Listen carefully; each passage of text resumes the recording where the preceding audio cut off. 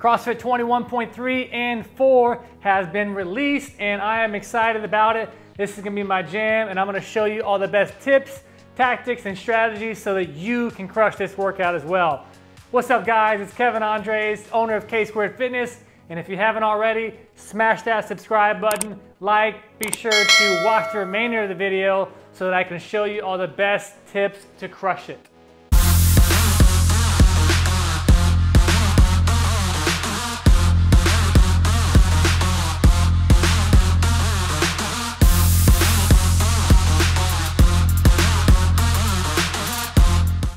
So today I'm going to share with you technique for each movement, mobility drills to do for the workout, and then a specific warm-up to do before you get cranking. So the actual workout, if you haven't seen it yet, is 15 front squats. Fellas are going to use 95 pounds, ladies will use 65. So you go 15 front squats, 30 toes to bar, 15 thrusters, and here's the beauty of this workout. You get a minute rest between each round.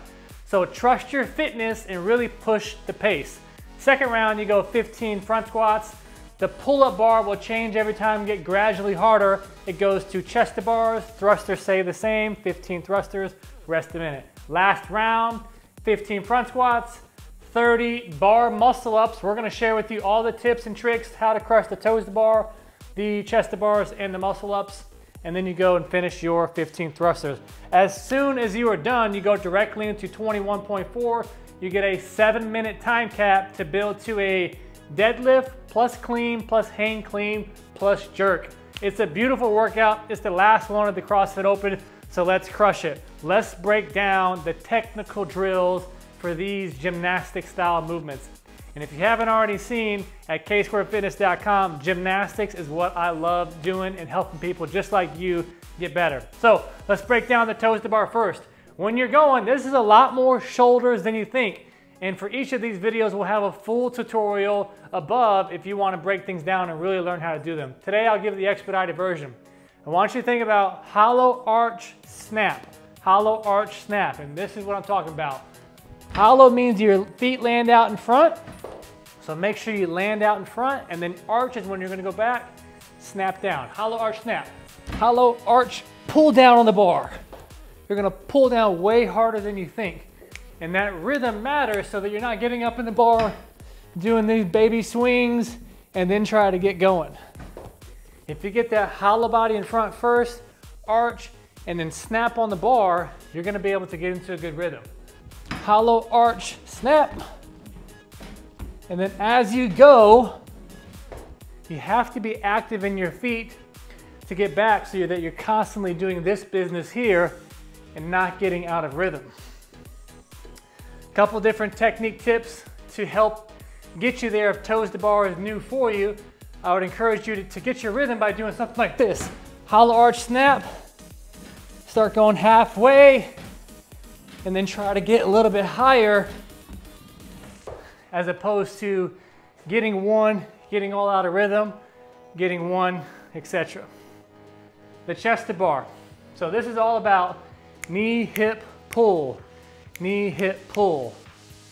You can watch the full tutorial above, but I want you to think about angling your eyes up. For me, it's gonna be at the top of the ceiling. And then when I go for my back kick, knee, hip, and then pull. If you keep that angle up, you'll have a nice little circular motion, knee, hip, pull.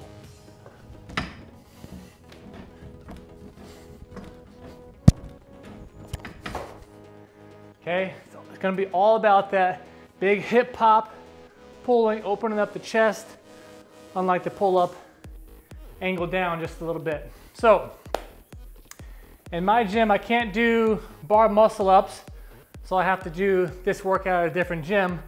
But for the purpose of the video, I want to be able to break down some tips for you. So I'll use the rings. What I want you to think about is that same concept of knee, hip, pull, but on the rings, or excuse me, on the bar, knee, hip, pull, and then you're gonna go nose to toes as quickly as you can. Knee, hip, nose to toes. So get into the rhythm of the knee, hip first. Knee, hip, and you notice the hips drive you up big time. So hollow first, just like we did on the bar. As soon as you can master kipping, everything else comes a lot more fluent. Hollow arch, knee, hip. And with the pull-up bar, or excuse me, with the muscle ups on the bar, it's all about pulling down strong and flat with your arms, so you're not trying to bend too early. Use your hips to pop you up, and then you'll see here, again, different on the rings with the bar, but the same concept applies. Knee, hip, nose to toes. Knee, hip, nose to toes. On the pull-up bar, the beautiful thing about it is you get to prop up on the pull-up bar and get a second on the waist to give your arms a shake out. Do your best once you get up to push yourself away so that you can get back into it. A lot of people struggle stringing them together because they're not tight enough on the way down.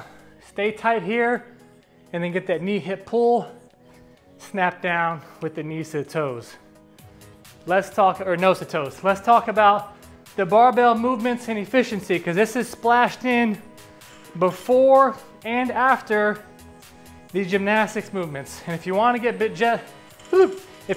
better at gymnastics entirely, check out ksquarefitness.com.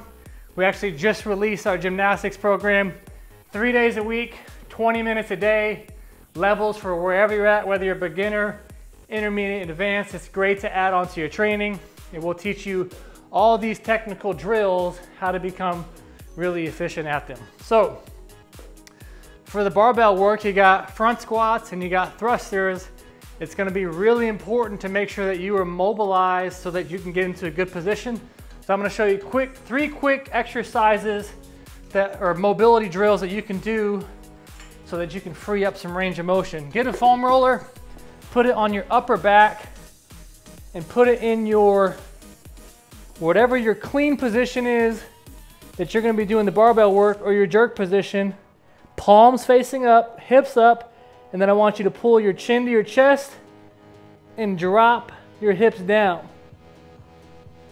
Hips up, chin to your chest, drop your hips down.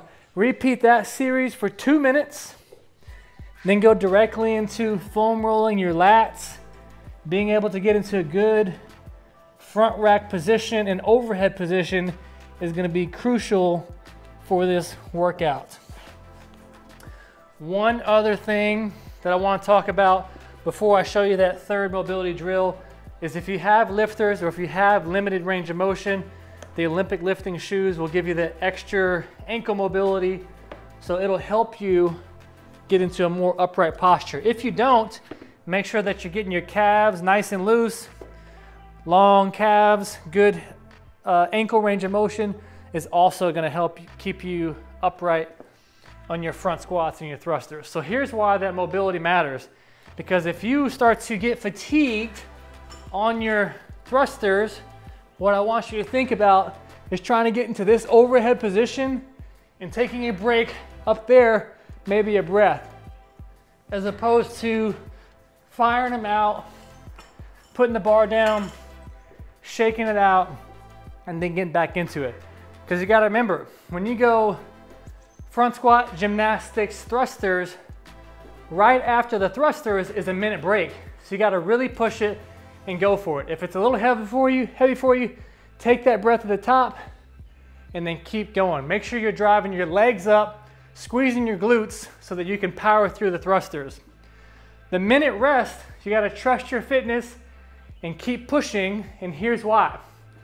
On the first 2 sets, your heart rate probably won't get as high as you think because the skill work of the pull-ups, the toes to bar and the chest to bars is going to get your heart rate up.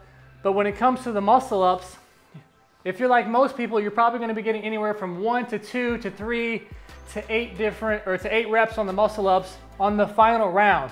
So make sure the first 2 rounds you really push yourself, because your heart rate will come down on the set of 30 muscle ups. And I'm going to encourage you to move efficiently and count your breaths, or look at the clock and make sure you start in 15 seconds so that you can get into a good rhythm. Don't let 30 end up taking 10 minutes or so. Let's talk about, as soon as you finish that last set of thrusters after the muscle ups, you go directly into the 21.4, one deadlift plus one clean, plus a hang clean, plus a jerk.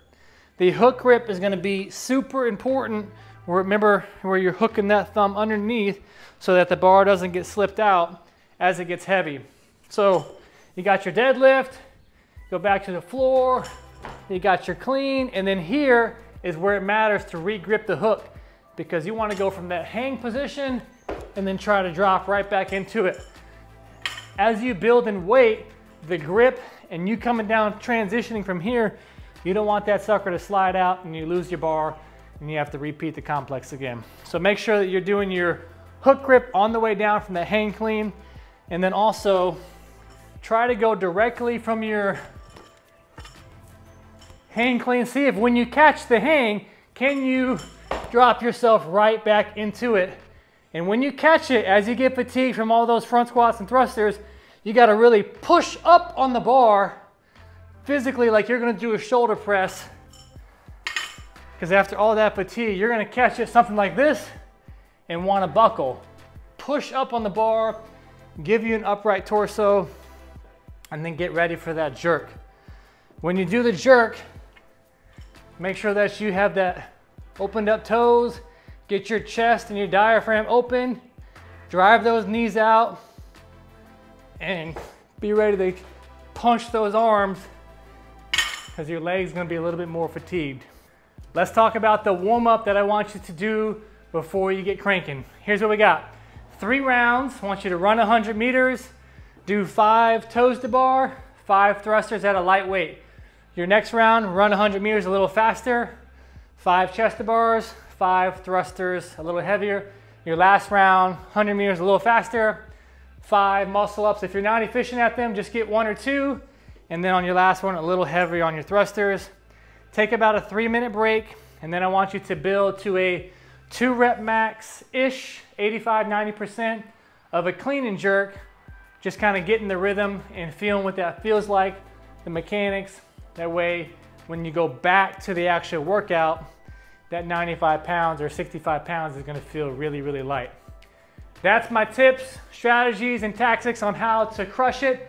If you haven't already, make sure you subscribe, you like this video, comment below which part you are most excited about or which gymnastics movement is gonna be the most challenging for you.